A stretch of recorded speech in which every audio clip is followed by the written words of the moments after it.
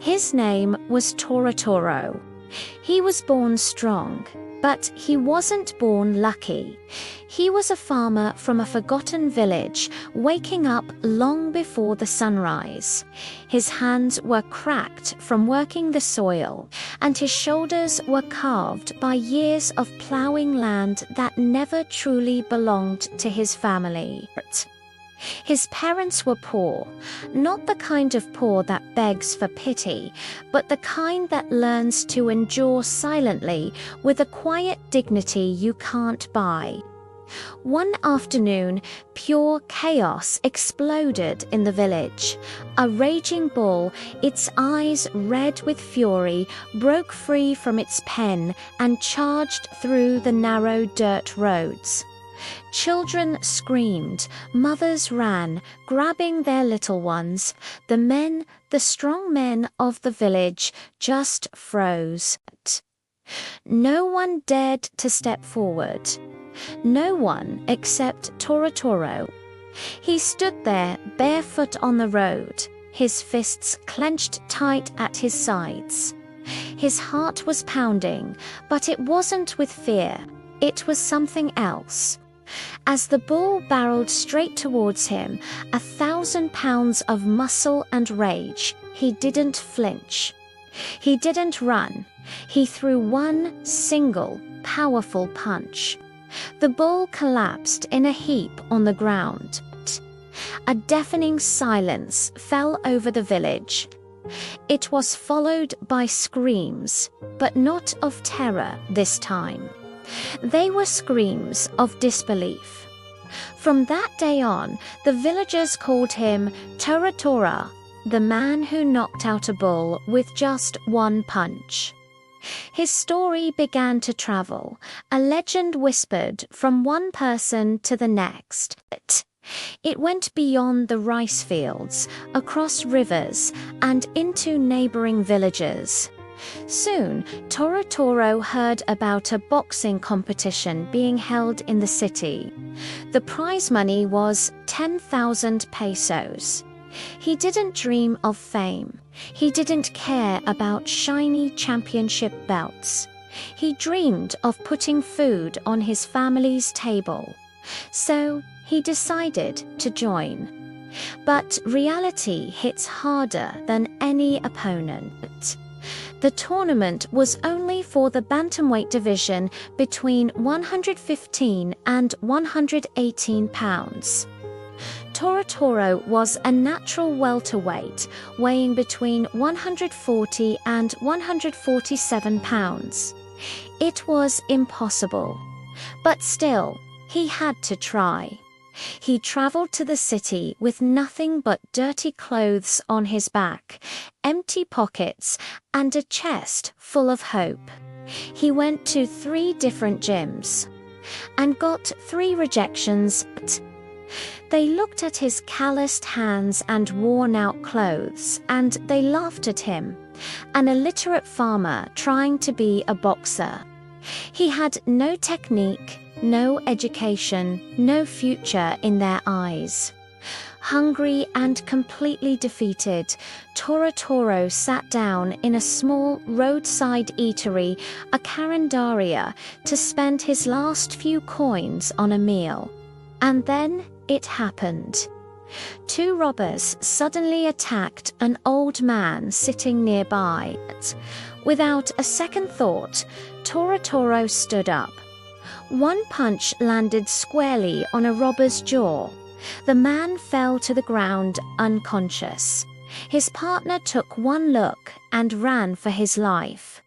The old man, safe and unharmed, just stared at Toro-toro's fists. "You don't have knuckles," the old man said, his voice filled with awe. "You have metal." That night, the old man bought him dinner. He listened to his story, to the rejections, to the dream of feeding his family, and then he offered a sliver of hope. "I know someone," he said, "the legendary trainer Dencio Cabanela." The next day, Toro-toro stood before the famous coach. Densio didn't smile. He looked Toro-toro up and down, sizing him up. "I'll train you," he said, his voice like gravel. "But only if you're willing to work like a slave." The conditions were cruel, designed to break anyone. First, clean the entire gym for free, every single day. Second, run 10 miles back to his village and return with fresh eggs for the trainer's breakfast. Third, cook every meal for the trainer. Toro-toro accepted without a single moment of hesitation. For 1 month, he scrubbed blood-stained floors and wiped down sweat-drenched equipment. For 1 month, he ran until his lungs burned and his legs screamed in protest. For 1 month, he often went to sleep hungry, but his heart was full of hope. Then came the test.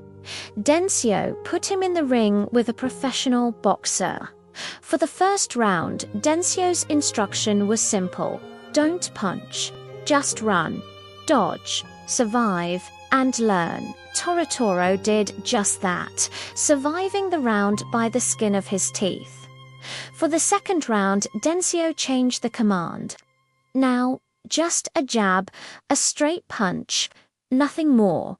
Toro-toro saw his opening and threw one clean, straight punch. The professional boxer crumpled to the canvas. Silence once again filled the gym. This time, Densio simply nodded. The real training was about to begin. It was hell. To make weight, Toro-toro had to lose over 20 pounds. That meant no rice, no meat.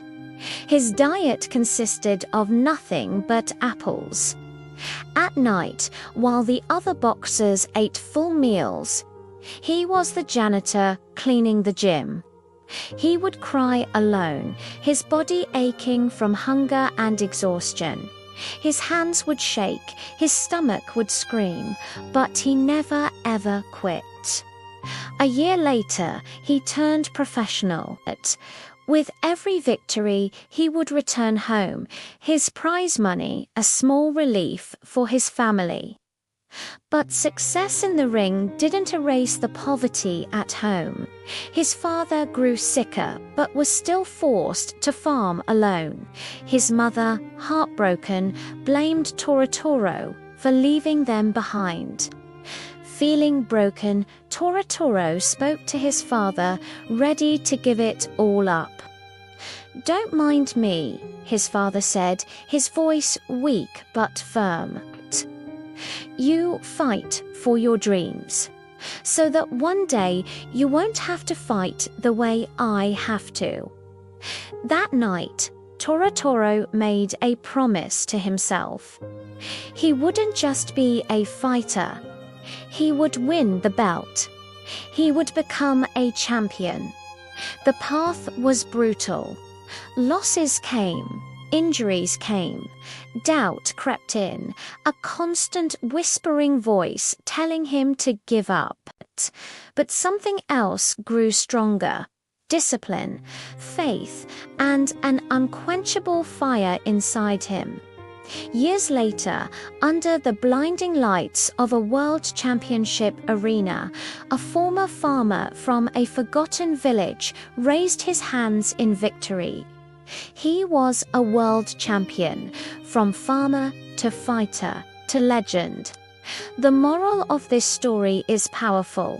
Strength is nothing without discipline. Talent is nothing without sacrifice. And dreams are paid for with pain, a payment that is due every single day.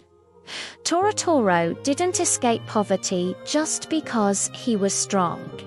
He escaped because he refused to quit, when quitting would have been the easiest thing in the world to do. Thank you for watching. If this story inspired you, please like, share, and subscribe for more. Never give up on your fight.